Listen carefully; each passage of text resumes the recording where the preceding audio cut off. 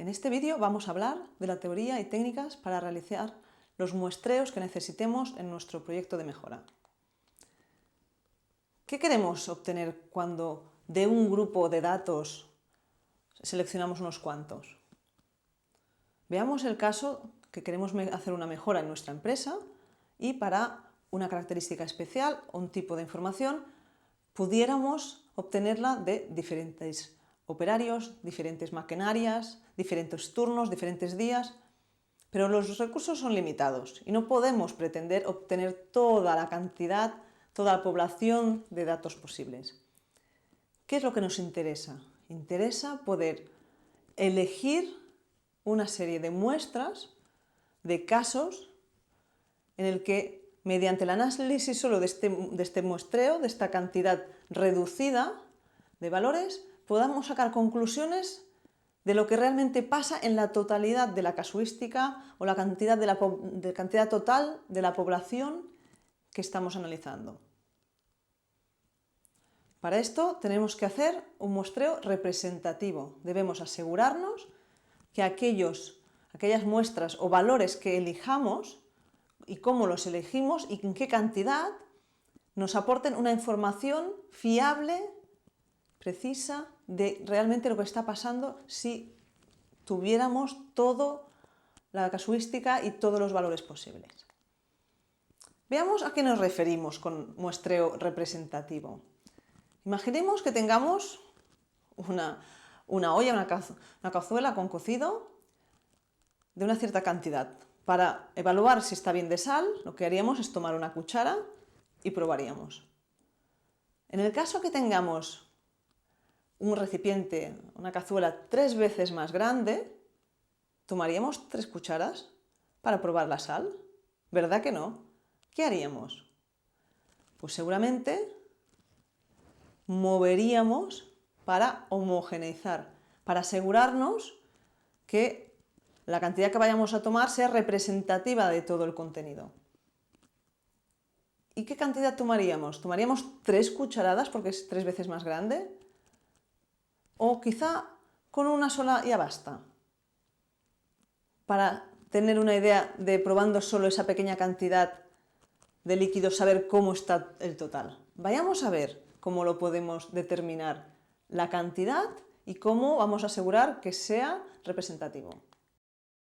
Imaginemos que queremos saber qué porcentaje de máquinas tiene más de una avería al mes en nuestra empresa y que no tenemos datos. Primero de todo es definir bien a qué nos referimos. A qué nos referimos cuando hablamos de que vamos a mirar máquinas, qué vamos a considerar y qué no vamos a considerar. Imaginar que tenemos muchos tipos de máquina en la empresa y la empresa es muy grande y no nos podemos permitir hacer este seguimiento de averías en todas las máquinas de la empresa. Vamos a elegir algunas de ellas, hacer un muestreo de algunas de ellas para que con la información de ese muestreo tengamos una idea, una estimación de cómo se comporta el total del parque de máquinas de nuestra empresa. Pero, como os decía, el primer punto es definir bien qué consideraríamos máquinas. Máquinas productivas, máquinas de embalaje, máquinas que nos permitan transportar material. Hay que definir bien qué vamos a considerar.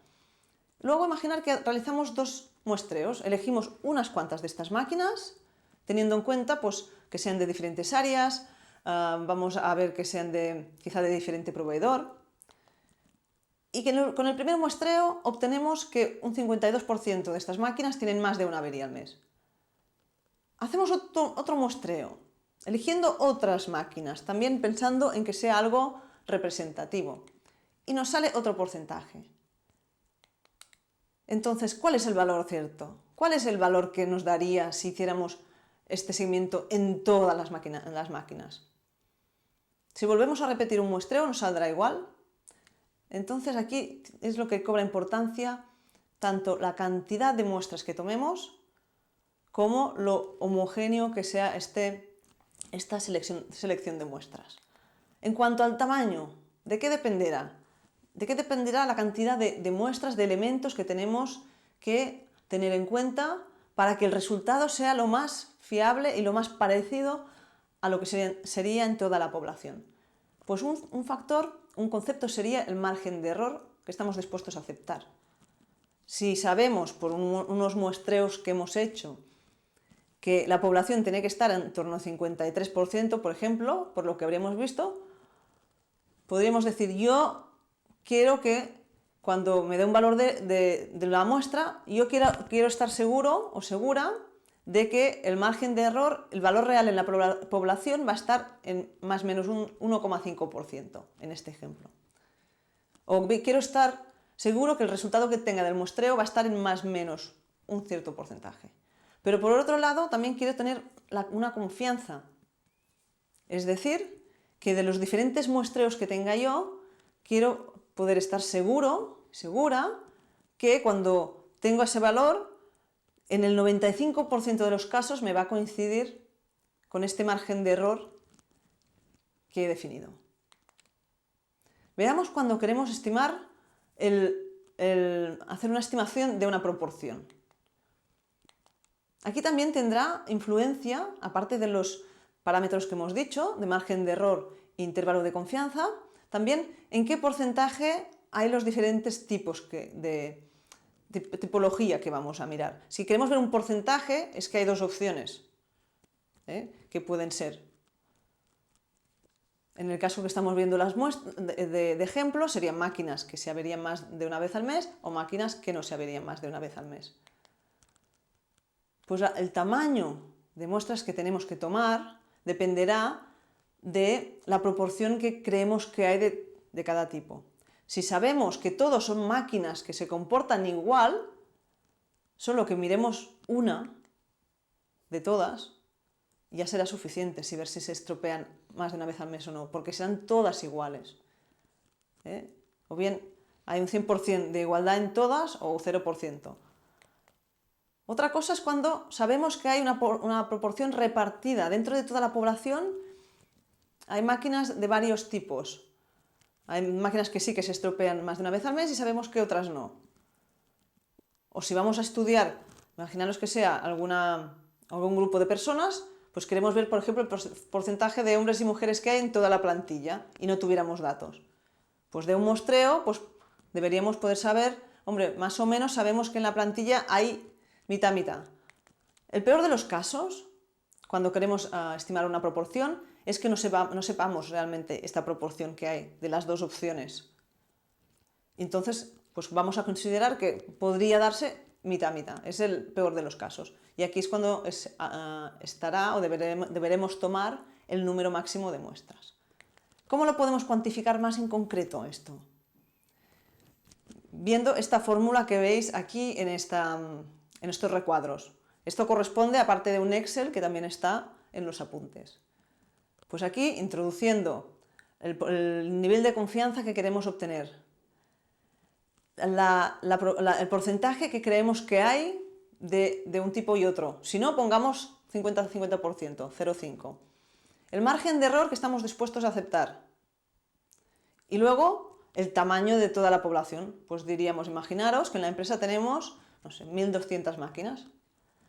Con esto hay una fórmula detrás de la teoría de muestreo y nos saldría el número de muestras que deberíamos tomar para que el resultado que nos dé esté dentro de estos factores que le hemos dicho, en cuanto a nivel de confianza y en cuanto a margen de error. Esta fórmula también va relacionada con esta tabla. Y que veamos una cosa, que llega un punto que por mucho que incrementemos el tamaño de la población, por muchas más máquinas que tengamos, llegará un momento que no tendremos que ir haciendo más muestreo. Llegará un punto de cantidad de muestreo que ya no es necesario aumentarlo más. Ya es suficientemente grande para cualquier tamaño de población.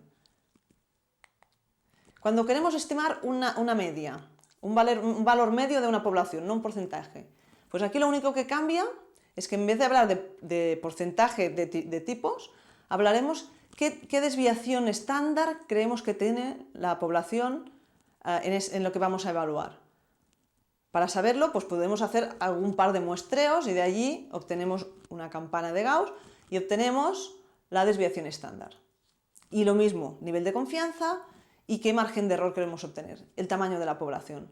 Y nos dirá qué cantidad de muestras debemos tomar medir para que con el resultado de ese muestreo tener un valor que que tenga una confianza del 95%, en este caso con la población, y que esté en un margen de más o menos 0,2 de error.